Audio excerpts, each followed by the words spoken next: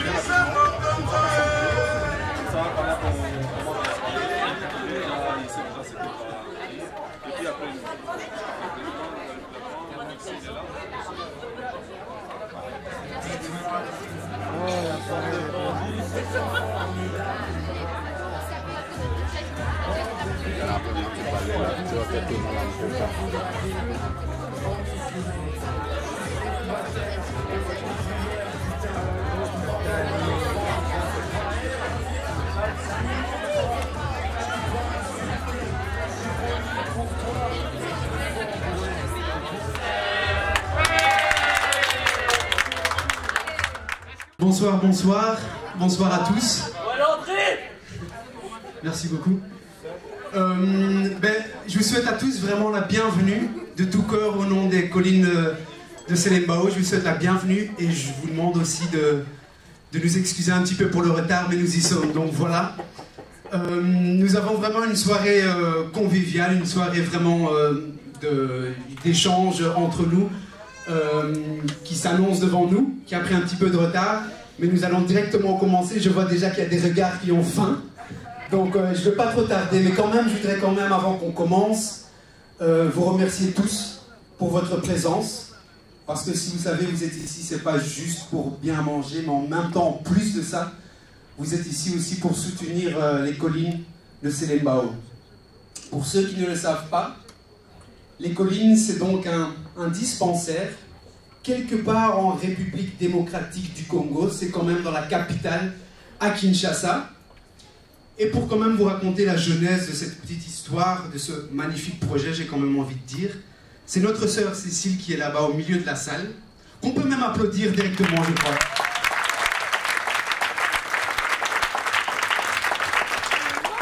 Donc un bon jour, elle est partie, repartie dans son pays natal parce qu'elle n'est pas restée, c'est pas une vraie Congolaise en fait. Hein.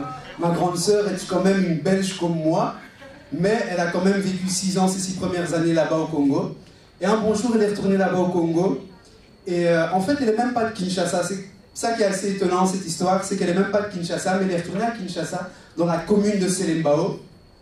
Et là, elle vous racontera son histoire un peu plus en détail au par-après dans la soirée, mais je voudrais quand même vous dire pourquoi on est ici. Donc, elle a été à Selembao, elle a vu que, bon, avec son cœur d'infirmière, son cœur de maman, son cœur humain tout d'abord, elle a vu qu'il y avait un manquement assez criant pour les gens en tout ce qui concernait vraiment la médecine de premiers soins, les premiers soins et aussi la maternité. C'est que dans cette région à Selembao, il n'y avait vraiment aucun centre clinique et hospitalier pour prendre en charge les gens de cette région là où elle avait été visitée. Et pour vous donner une petite image, c'est quand même pour avoir des soins, les gens étaient obligés de marcher des kilomètres et des kilomètres pour avoir les premiers soins. Bon, ici on se dirait des kilomètres, ça va. Nous ici on habite à quelques kilomètres d'un hôpital, mais on a la voiture, on a le bus, on a le train, on a tout ce qui va avec. Et là-bas les routes ne sont pas les mêmes qu'ici. Et la plupart, il n'y a pas de transport en commun dans cette région et les gens sont obligés d'aller à pied. Donc vous vous imaginez, vous avez une crise de je ne sais pas quoi et vous devez aller à pied à quelques kilomètres jusqu'à l'hôpital.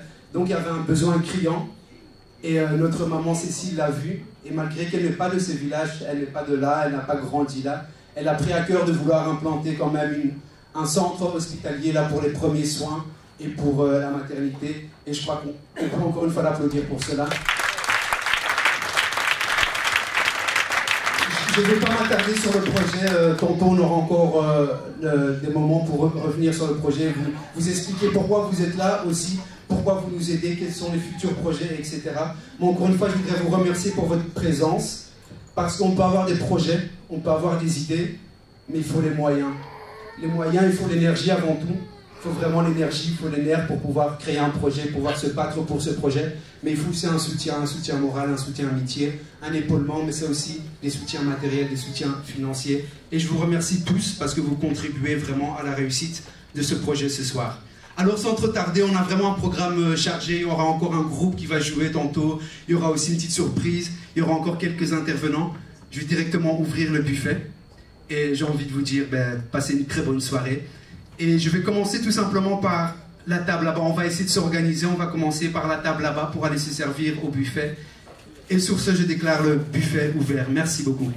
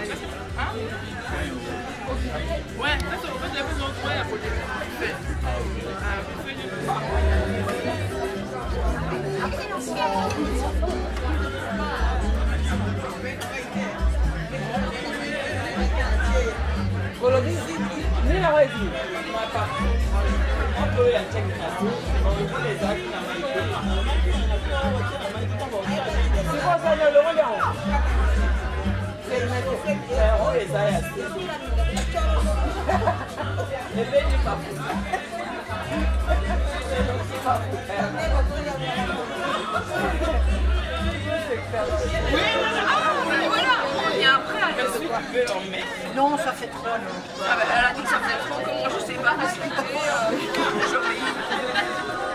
Mais oui, c'est rien avec un moi. petit peu la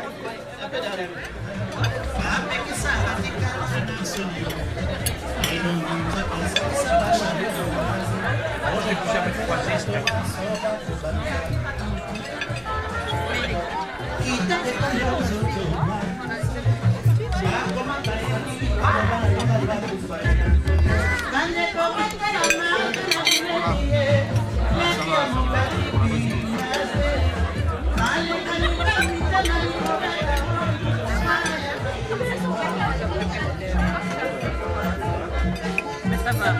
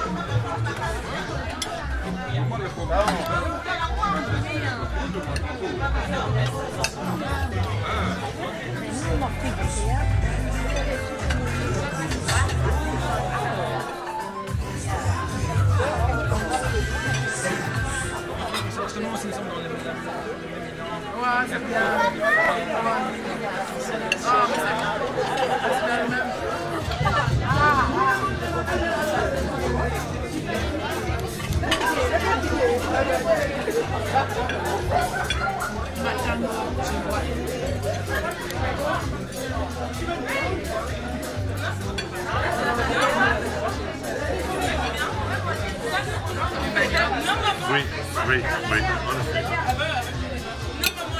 Ça va. Regarde-moi par là.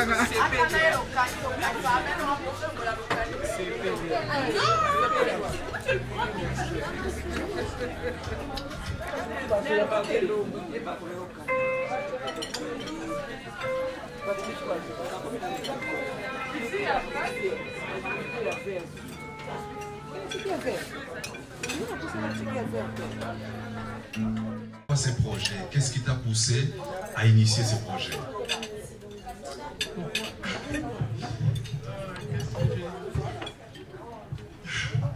En fait, le projet m'est venu parce que je suis partie à Célébao visiter ma tante. Et en allant justement, je croisais une femme qui était enceinte au point d'accoucher et qui devait faire 5 km pour aller, oui, pour aller à l'hôpital pour accoucher. Et donc ça m'est semblé quand même, je suis moi-même maman des 4 enfants. Et en voyant ça, je dis c'est pas possible parce que je connais la douleur et je sais comment ça fait mal. Et de là faire 4 km ou 5 et à pied et dans des routes pas comme ici, des routes des collines, comme le nom est venu des collines. Je ne suis pas restée indifférente donc, à la situation et je me suis dit c'est pas possible. Je suis revenue en Belgique, mais seulement ça continue à tourner dans ma tête. Tu dois faire quelque chose, tu dois faire quelque chose. Et l'année après, je suis retournée et là, j'ai essayé avec mes propres fonds, enfin le peu que j'avais à ce moment-là, d'instaurer un petit quelque chose. Voilà. Parce qu'il n'y avait rien, on a fait le tour avec ma tante dans le quartier, il n'y avait rien. Il fallait faire 5 km à pied pour aller trouver un petit dispensaire beaucoup plus loin. Voilà. Donc une femme enceinte qui fait 4 km à pied, moi étant congolais, je sais ce que c'est. dans ces collines-là et tu as vu cette femme, tu te dis non, il ne faut pas que d'autres vivent cette situation-là. Et tu as mis un centre avec tes propres fonds dans ce coin-là. Il faut dire que dans un rayon de plus ou moins 10 km, je pense, il n'y a pas de centres médicaux. Et donc, 10 km en Belgique, c'est quoi? On démarre sa bagnole, première vitesse, deuxième vitesse, on fait le 10 km, n'est-ce pas? On prend le métro, ou bien ceux qui sont écolos, je les suis aussi dans l'âme, quelque part, sans étiquette politique, je précise. Et donc, 10 km, ça se fait très facilement en Belgique. Mais dans ces pays-là, ce n'est pas évident. Alors, Cécile, le centre prend place et il y a une image. Donc, je regarde de par là, ce n'est pas que j'évite votre regard, c'est pour que vous suivez notre regard. Ça se passe par là. Et donc, ceux qui sont là, si vous voulez vous déplacer, hein, vous pouvez venir par ici sans problème, sentez-vous vraiment à l'aise. Alors, c'est ce centre que vous voyez là. Et il y a une image que moi j'ai vue avec Landry. Si Landry peut nous balancer l'image d'un petit enfant, on va s'arrêter sur cette image-là. Voilà, vous voyez cet enfant, c'est le squelette hein, que la dame tient entre ses mains. Cécile, l'histoire de cet enfant, en 2 mots. Donc à 2012, je suis retournée avec Marie-France qui est là.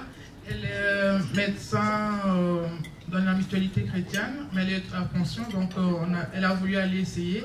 Et donc je suis allée au Congo avec elle pour soigner au collège de Selemba. Et 2-3 jours après qu'on est arrivé, on nous a amené cette petite fille, elle s'appelle Doria.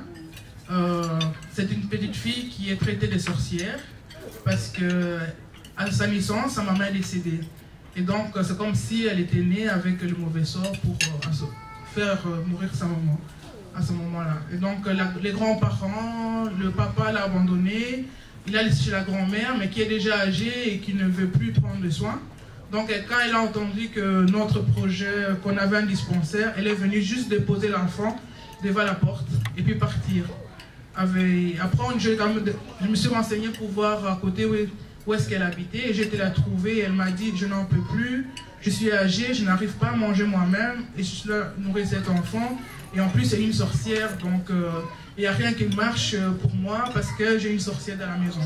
Donc elle ne voulait pas de cet enfant parce que, soi-disant, elle est sorcière. Donc on a pris, on a fait... Au début, c'est vrai que mon idée n'était pas de faire un orphelinat, mais là, avec une petite fille comme ça qu'on vient me déposer dans cet état de santé, j'ai quand même accepté de faire l'orphelinat. Voilà. Et donc, tu as accepté cet enfant qu'on voit entre les mains de cette dame, dans l'état où elle est.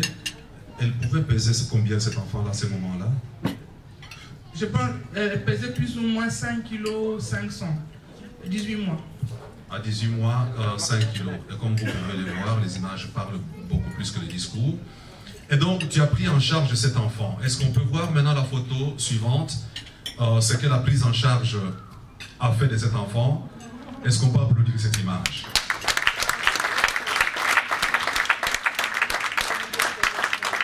Qu'est-ce qu'elle a mangé cet enfant pour avoir des joues comme ça? Une bonne nourriture, de soins et surtout beaucoup d'amour, je pense. Beaucoup d'amour parce qu'avant elle était toute seule, on l'a enfermée dans la chambre, on l'a laissée toute seule parce que c'est un enfant sorcier. Donc maintenant elle est fort attachée, elle va tout le temps au bras, elle aime ça et elle a su qu'on peut la donner l'amour qu'elle attendait. Maintenant précisons, quand on dit enfant sorcière, est-ce que tout le monde a compris que c'est une manière de s'en débarrasser? Parce que l'enfant naît et la maman meurt au moment de la naissance. Et du coup, une croyance, je ne sais pas d'où elle vient cette croyance, je défends, elle n'est pas africaine, je suis désolé, il n'y a pas de sorcières en Afrique. Alors, mais cet enfant a grandi, cet enfant a des joues, comme vous le voyez, Cécile a dit un mot, c'est l'amour. Et l'amour d'une maman, elle lui a donné à manger. Alors maintenant, toi tu ne vis pas à côté de cet enfant. Comment fais-tu à distance pour que cet enfant puisse manger? J'ai pris une maman qui habite avec elle dans le centre et je lui paye 40 €, plus ou moins $50, donc 40 € par mois. Et la petite coûte entre 20 et 25 € par mois pour la nourriture et tout ce qu'il y a, pour les soins. Ouais. Chaque mois. Ouais. Ok, chaque mois, tu envoies plus ou moins 100 € pour que cet enfant, ce bout de chou-là, et l'enfant ne va pas rester enfant. Cet enfant, c'est une fille, je pense. Ouais, elle va grandir. Quels sont les projets? Parce que 100 € aujourd'hui, mais demain, ça ne sera plus 100 €. Il y a la scolarité, il y a tout ce qui va s'en suivre. C'est une jeune fille, elle va vouloir s'acheter une trousse de maquillage. Et pour se parler, il y aura des besoins qui seront liés à l'âge. Et comment envisages-tu, je vais dire, l'avenir de cet enfant?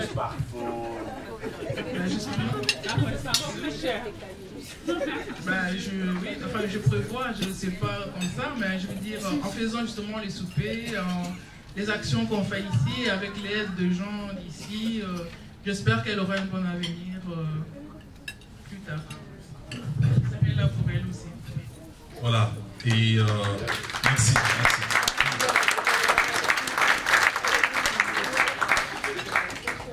Je ne sais pas, l'amour exprimé de cette manière-là dépasse je t'aime simplement, n'est-ce pas?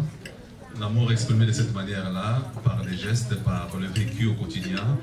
Alors, maintenant, on va revenir au bâtiment, Landry, si tu veux bien, qui a dit que c'est une bicoque, c'est un bâtiment. C'est un bâtiment, voilà. C'est un bâtiment qui dispense des soins à des gens qui n'auraient pas eu d'autres, n'auraient pas eu de soins, ni été, je vais dire, ces bâtiments-là. Quels sont les projets d'avenir pour ce centre?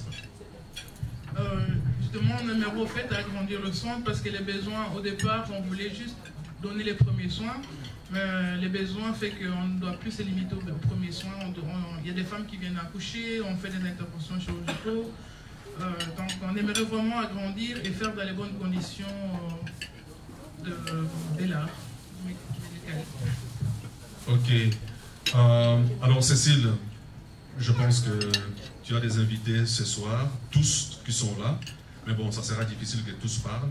Je pense qu'il y a quelques-uns quand même qui vont parler au nom de tous. C'est pour cela que nous avons des autorités dans ces pays, sinon tout le monde sera sa propre autorité, ce qui est difficile.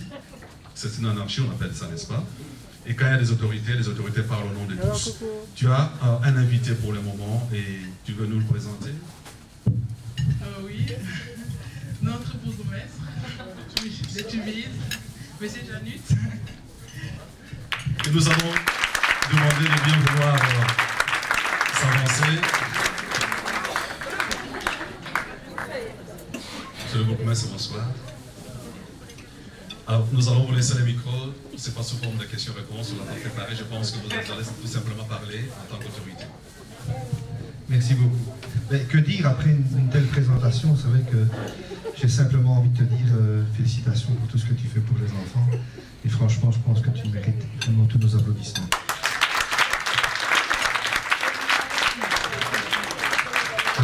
Il y a une réflexion qui vient quand on voit ça et qu'on voit parfois dans quelles difficultés les personnes se trouvent à quelques milliers de kilomètres de chez nous. Mais qu'est-ce qu'on est bien chez nous? Qu'est-ce qu'on est bien chez nous? Et quand on entend les gens se plaindre ici en disant oui, mais bon, j'ai pas ci, j'ai pas ça, ça va pas, parce que si, parce que là. Oui, mais enfin, quand on voit dans quelle situation se trouvent les enfants et les familles, et de manière générale, la population et les citoyens des collines de Selembao, on se dit qu'on est quand même vraiment très bien chez nous. Alors, je dirais qu'il faut relativiser. C'est vrai que vous parliez trop de maquillage. Mais voilà, je pense que la vie fait que, et les âges font que, à un certain moment, on attrape des besoins, on attrape il y a des besoins qui sont créés par notre société, mais des besoins qui sont vitaux. Et là, je pense que justement, ce ne sont que des besoins vitaux qui sont vraiment pris en considération. Et le reste, c'est notre société qui veut que, il nous faut aujourd'hui le smartphone, il nous faut aujourd'hui les liaisons Internet, qu'il nous faut aujourd'hui. Mais tout ça est très relatif quand on voit les situations dans lesquelles certains vivent aujourd'hui. Et donc franchement, je voudrais encore te féliciter, mais surtout vous remercier tous qui êtes là, présents ce soir, pour soutenir cette initiative, pour soutenir le travail qui est fait par l'association des collines de Selembao. Et franchement, j'espère que vous allez arriver au bout de votre projet. En tout cas, vous avez tout mon soutien et beaucoup d'espoir pour que les choses s'améliorent pour votre association. Merci beaucoup. Merci, monsieur le bourgmestre, d'avoir donné de votre temps. Je sais qu'avec les occupations qui sont les vôtres, et d'avoir disposé de votre temps pour venir vous joindre à nous. Merci beaucoup. Merci. Nous pouvons applaudir monsieur le bourgmestre. Merci beaucoup. Voilà.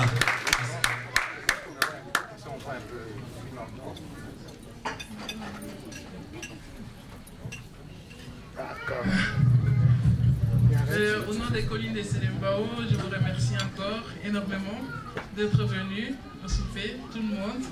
Et particulièrement aussi, je remercie le groupe de mon nouveau travail en mi-temps, le CPS de Tubize, d'être venus. Ils sont déplacés en masse, mais ils me connaissent que depuis 3 mois. Merci.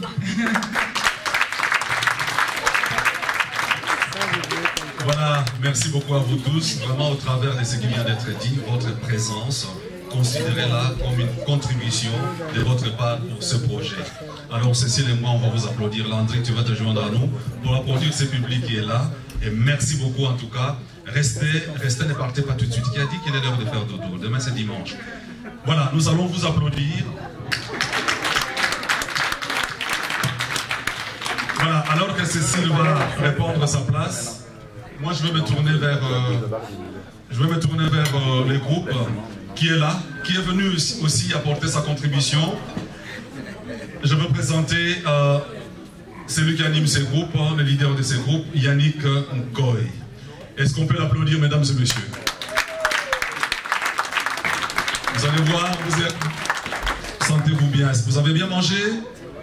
Oui? Et donc vous allez pouvoir danser. Merci beaucoup. Alors, sans plus tarder, Yann Ngoy sous vos applaudissements.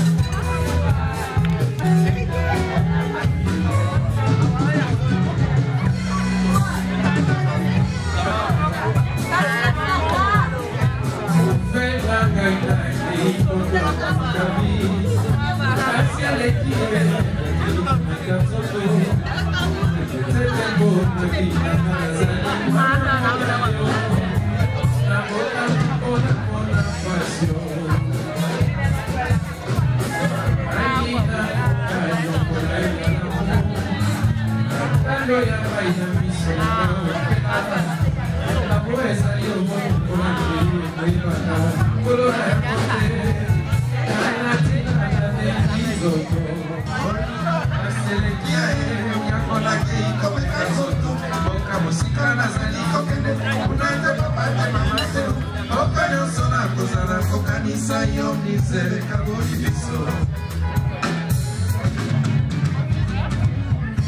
mokolo ya mwana njili liboso ya komalia misere kaboli biso nyonso yo atandele ingo paselekia ye yakoleke ikomeka nzoto oka mosikana zaliko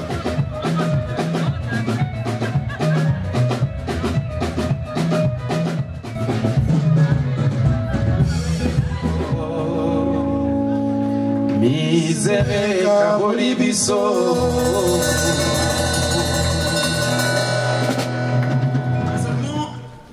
La compréhension est différente. Chez nous, quand on dit vieux, ça représente celui qui est plus âgé que vous. Et quand on dit petit, ça n'a rien à voir avec la taille. Ça désigne tout simplement quelqu'un qui est moins âgé que vous. Je me demande, je ne sais pas si ça va donner le même effet, appeler un Européen belge, appeler vieux, ou l'appeler petit. Bon, on va essayer. Qu'est-ce qui est plus vieux que moi? À mon avis, la question est difficile parce que vous ne connaissez pas mon âge, n'est-ce pas? Bon, je n'oserais pas. Monsieur est volontaire que je l'appelle vieux, je n'oserais pas. Vous voyez tout de suite que ça n'a pas la même connotation, n'est-ce pas? Quand on s'adresse à un Belge, je lui dis « Oh vieux, bonjour ». Oh là là. Alors, je vais essayer avec quelqu'un que j'aime bien. Il a la même couleur que vous. On va voir comment il va réagir. Mais lui, il n'est pas vieux. Il n'est pas plus vieux que moi. Lui, il est petit. Petit Blas. Petit Blas. Oh. Oh. Oh, tu cherches bagarre générale là, toi. Tu appelles un Espagnol petit. Il est où là? Petit, mais toi tu es fou, toi. Toi tu veux que j'étais dit devant tout le monde. Tu es fou, tu appelles un Espagnol petit. Hombre. Fernando Torres, number one. Champion du monde. Rafa Nadal. Champion du monde petit. Un Espagnol. Jamais. Jamais. Hombre, qu'est-ce que hombre? Oh, Blas. Comment tu vas, Claude? Très bien. Mais tu as ouvert les hostilités, là. Dis-moi. Tu dis petit en espagnol, c'est fou, ça. C'est parce que tu es plus jeune que moi. Je vais te poser une question philosophique. Ah. Vous fais Arsène, là? Oui, dis-moi, dis. Tiens, est-ce que tu trouves, toi, que blanc et noir, autrement dit, black et blanc, on est fait pour s'entendre? Moi, ma réponse est toute faite, c'est non. Qu'est-ce que toi, tu en penses? Oh. La question de savoir si blanc et noir peuvent s'entendre. Question philosophique. Écoute ma réponse, je pense que non. Je pense pas qu'on est fait pour s'entendre. On est tellement différents. Avouons-le quand même, hein. Il n'y a pas que la couleur qui est visible. Il y a des choses moins visibles qui font qu'on est tellement différents. On a des manières de penser différentes, on a des habitudes différentes. Regardez ce que nous mangeons. Mais vous avez mangé la même chose, qui me semble, hein? Nous mangeons des chenilles, voilà. Et vous mangez des moules, je sais pas, voilà. Et donc, on est tellement différents. On est différents. D'ailleurs, Blas, tiens, ça me fait penser à une petite histoire, à une anecdote que j'ai envie de raconter. La toute première fois, écoutez-moi bien, la toute première fois que j'arrive en Belgique, je suis frappé par un monde de blancs.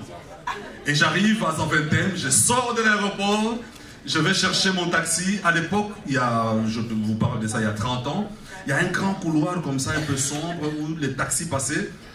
Et on allait attendre les taxis dans ce couloir-là. Mesdames et messieurs, nous sommes au mois d'octobre. Il fait froid et très très froid. Cela veut dire 10 degrés.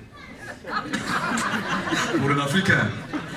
Je viens de mon Afrique, je quitte le Congo où, en bon Africain, j'avais une chemise blanche, manche courte, nickel, 35 degrés. J'ai transpiré à l'intérieur des dents. J'arrive en Belgique dans la même chemise, la chemise raide, 10 degrés. Et qu'est-ce que je fais avec mes bagages, Blas? Mes bagages, je me précipite pour prendre le taxi. Évidemment, en bon africain chez nous, dès qu'on arrive, on prend le premier taxi. On s'en fout si on est premier ou deuxième, on prend le taxi. Ah là, les Africains reconnaissent. Hein. Et donc j'arrive. On appelle ça des culottés chez nous. Vas-y. Non, laisse-les tranquille pour le moment. Fais gaffe à toi, hein, il y a des Africains ici. Et donc, moi je suis blanc, donc je suis à l'aise. Ah donc, j'arrive et je vais prendre le premier taxi. Je vous dis, il y a une foule de gens, une file. Et je me précipite pour prendre le premier taxi. Tout le monde me regarde avec un regard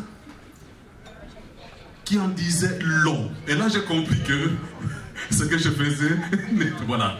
Et donc, je devais faire la file comme tout le monde. Et je compte sur la file, je suis 15e. Et je compte 15. Je calcule comment on fait chez nous à Kinamatongue. Donc, 15e, cela veut dire le 3e taxi est bon, hein, parce que chez nous, 5, 6 personnes dans le même taxi. Donc, je me dis, le 3e taxi sera le bon. Mesdames et messieurs, avec mes bagages, il fait froid dans ces couloirs-là. Vous avez déjà vu un Africain qui a froid en même temps qu'il a peur. Avec mes bagages, et j'attends donc au bout de la file. Le premier taxi arrive, il y a un monsieur qui monte, il s'en va tout seul. Tu sais, ça ne va pas ça. Qu'est-ce que c'est que ça qu'on va faire? Et je regarde les deuxièmes, ils trouvent ça normal. Et moi, je suis 15e. Blaise, le monsieur est parti seul dans le taxi. Donc, il y a 4 autres places dans le taxi vide. Qu'est-ce que c'est que ça pour un pays, quoi? Chez nous, les gens se mettent même les uns sur les autres dans le taxi.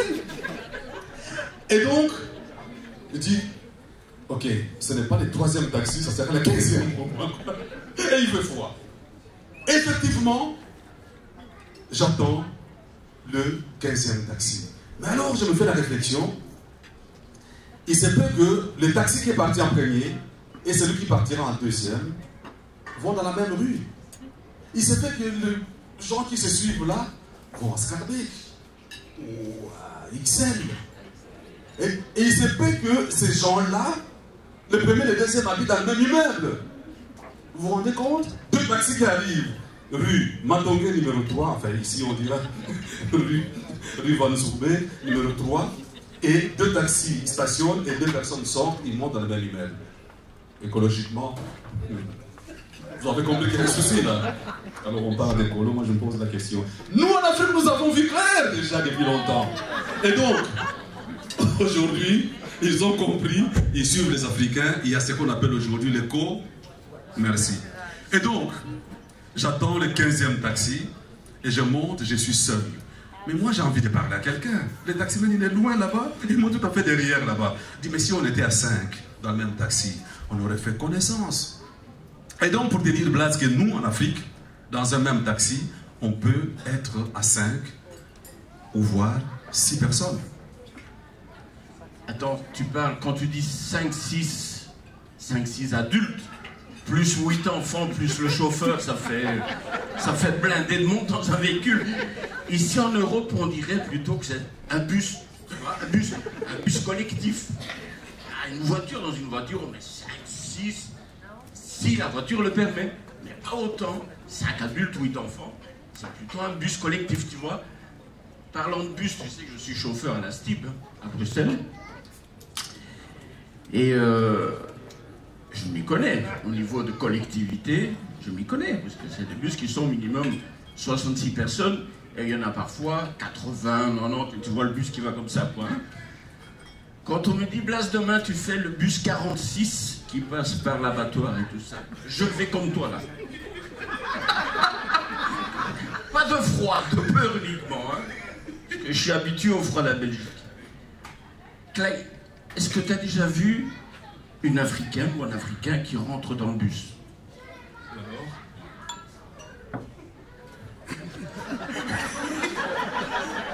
Mais il a des bagages, c'est normal. Bonjour, est-ce que c'est bien les bus 46 là? C'est marqué, est-ce que c'est bien les bus 46? Oui, madame. Ah, d'accord, c'est pas celui-là. Toi, tu rigoles, toi. T'as déjà vu un Africain qui décroche son GSM dans le bus? Alors que tu es là, toi, là? Tu devrais être à la maison en train de préparer le manioc, là. Ça, c'est les Africains. T'as déjà vu un Européen qui décroche le téléphone? Excuse-moi, je raccroche. Il y a 200 yeux qui me regardent. Je raccroche. Un Européen qui monte dans le bus. Excusez-moi, pardon. Excusez-moi. Je vous en prie, merci. Pardon, voilà. Pardon, s'il vous plaît. Merci, pardon, voilà. Ok. Ça, c'est un Européen. Ok. Mais ce que tu oublies, vous avez déjà vu, vous montez dans un bus. Il y a une place à côté d'une dame ou un monsieur, un Européen. Vous vous approchez, la personne vous regarde à peine. Merci. La personne se retourne.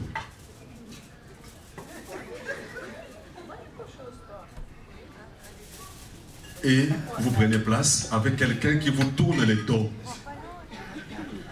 Mais ayez la chance d'avoir un chien avec vous. Qu'est-ce qu'il manque? Est-ce qu'il y a un pédigré, monsieur? Et vous allez au salon de toilettage, Olivier Dashkin, avec le chien. Oh, c'est génial, monsieur. C'est beau. Un superbe chien, monsieur. Et donc voilà. L'humain rentre autour des dos. Vous avez un animal? Vous avez vu la réaction? M'allez vivre dans le zoo, je suis désolé. Hein? Oh, ça c'est du racisme, ça c'est du racisme,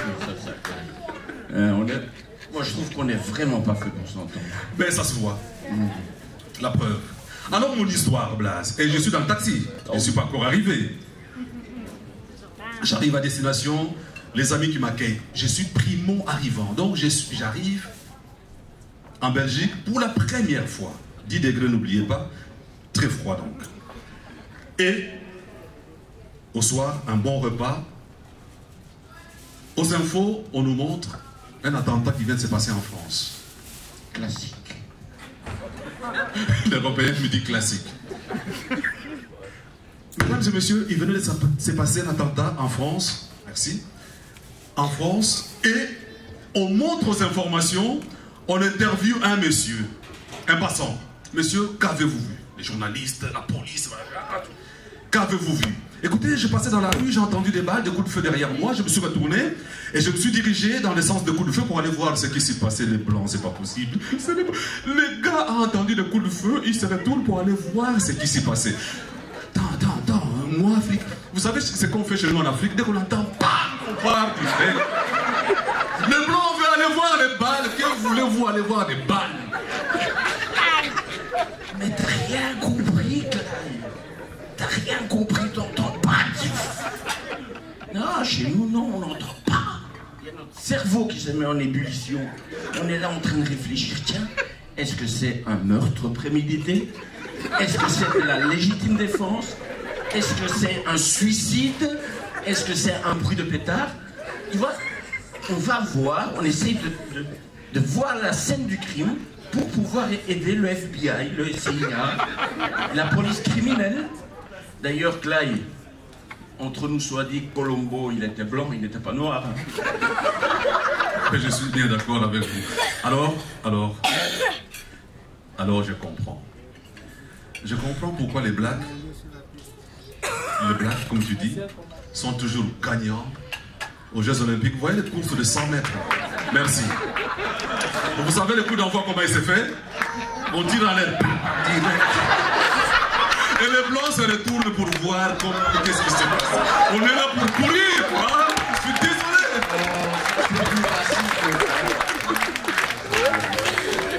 Mais écoute, même dans d'autres niveaux, on n'est pas fait pour s'entendre. Non, pas du tout. Quand tu vois même au niveau de l'église, puisque tu es chrétien, je suis chrétien, même à ce niveau-là, on est très très fort différents. Quand nous on prie, par exemple, moi personnellement, je suis recroquevillé. Je veux me trouver très près de mon Dieu. Oui. Tu vois, collé à lui. Et j'ai pas envie que les autres entendent ce qui se passe, quoi. Oui. Je veux, là, face à face. Quand vous vous pliez, mais oui là, mon Dieu, mon Dieu, mon Dieu. On dirait que même quand vous priez, vous chantez. Moi, c'est choquant, ça me choque, ça. Vous criez. Oui. Quand vous chantez, c'est pareil, vous criez là. Donc j'ai compris, quand vous priez, Dieu il n'est quand même pas là. Il est partout là. Nous quand on prie, c'est vrai. Vous avez déjà été dans une église africaine à Bruxelles, aux États-Unis, vous avez certainement déjà vu ça à la télé. Vous avez déjà vu ça à la télé, Yesu Azali Awa? Un petit morceau. Je vais vous démontrer comment ça se passe. Seigneur. Mais non, ce n'est pas ça prier. Prier, c'est être joyeux. Note. Mi. Mi, oui. Oui. C'est une note inventée par les Africains. Yesu Azali Awa. Yesu Azali Awa. Nabiso. Oh. Yesu Azali Awa. Yesu Azali Awa. Yesu Azali Awa. Mandibia solo. Ema. Ema mama. Yesu mwana zambe.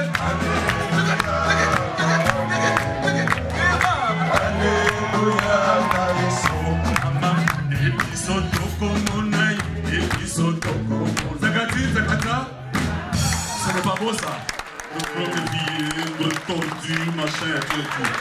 Ceux qui lisent la Bible savent que les apôtres, les jours de la Pentecôte, réunis en un lieu, l'Esprit étant descendu sur eux, commençaient à prier, à parler en toutes sortes de langues. Au point où les curieux, les gens sont venus nombreux les voir, étonnés de ce qui s'est passé.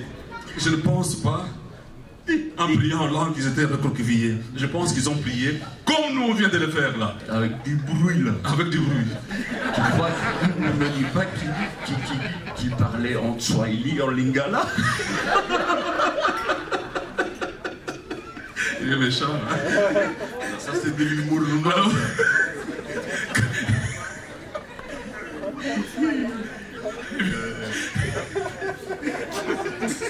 Ça me fait fou rire. Il est méchant. Mais il priait en toutes sortes de langues. Voilà. Dieu entend toutes les langues. Et on se comprend. On est vraiment si différents, Blas. Mais je pense qu'on a quand même le même esprit. C'est pas toi qui m'avais raconté une anecdote d'un ami qui avait donné son sang. C'était un blanc qui avait donné son sang pour un noir. C'était pas toi qui m'avais raconté ça? En effet, oui. En effet, oui. Son ami était tellement en difficulté, était quasi mourant, et les médecins ont demandé que celui qui avait, comment on appelle ça? Le groupe voilà, le sang compatible. Ils ont été tirés les sangs du blanc qu'ils ont donné au noir ou vice-versa pour sauver l'autre. Et donc, je me pose la question si vraiment notre discussion a vraiment un sens. Non, donc au moins dans notre philosophie à nous, puisque nous sommes chrétiens, donc... Merci. Et quand on prend l'exemple de Jésus, c'est pour moi le plus grand exemple qu'il y a sur la terre, et qu'il y a toujours eu. Parce que non seulement il a donné son sang, mais il a donné sa vie pour ses amis et pour ses ennemis. Hein? Merci beaucoup. Merci beaucoup.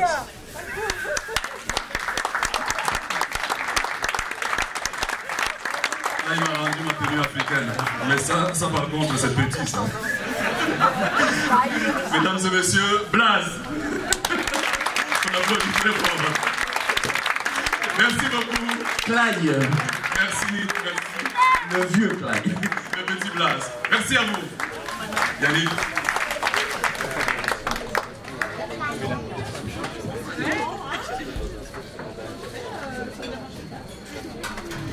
Ngai babotanga na pasi mama pe bakolisanga na ndenge yango tina nini lisuma se mokolo nakoa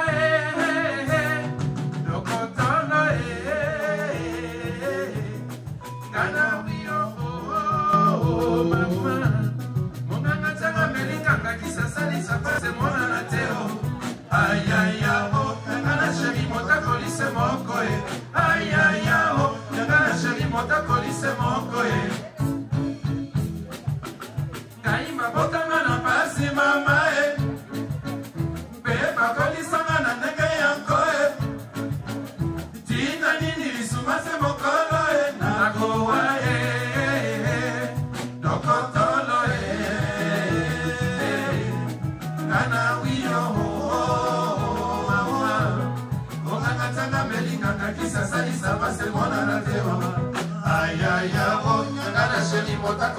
moko ye ayayamo nangana sheri motakolise moko ye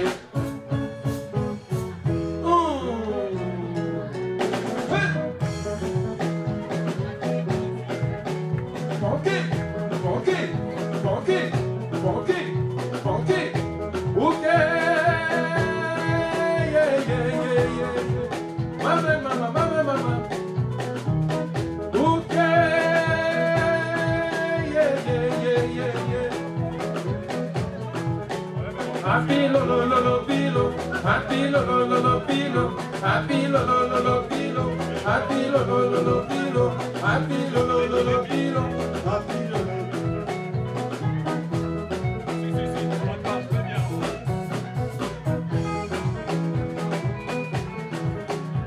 Ima, ok, calama viene chanson.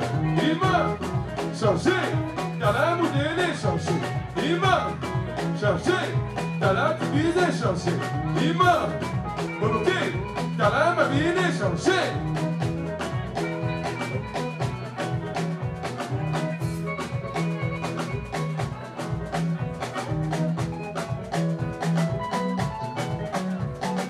Pisa, kitisa, kitisa, matisa, pisa, kitisa, kitisa, matisa, pisa, tomala, kitisa. Matisa, pisa, tómala, quitisa, matisa. Avec l'autre.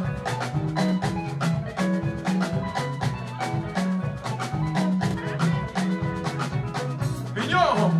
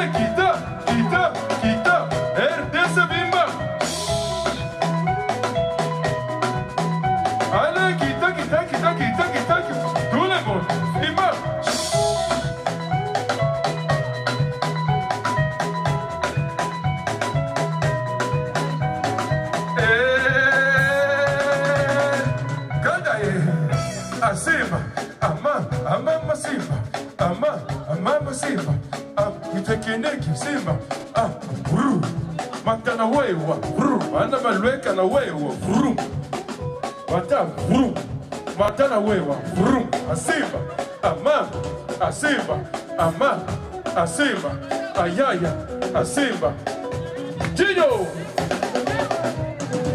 Yoni Gimola Oni Gimola Yoni Gimola Oni Baba kwa Yomagai Imaga Maga Maga Maga Maga Imaga Maga Maga Maga Maga Si Yoni Gimola Oni Gimola Si Yoni Gimola Oni Baba kwa Yomagai Imaga Maga Maga Maga Maga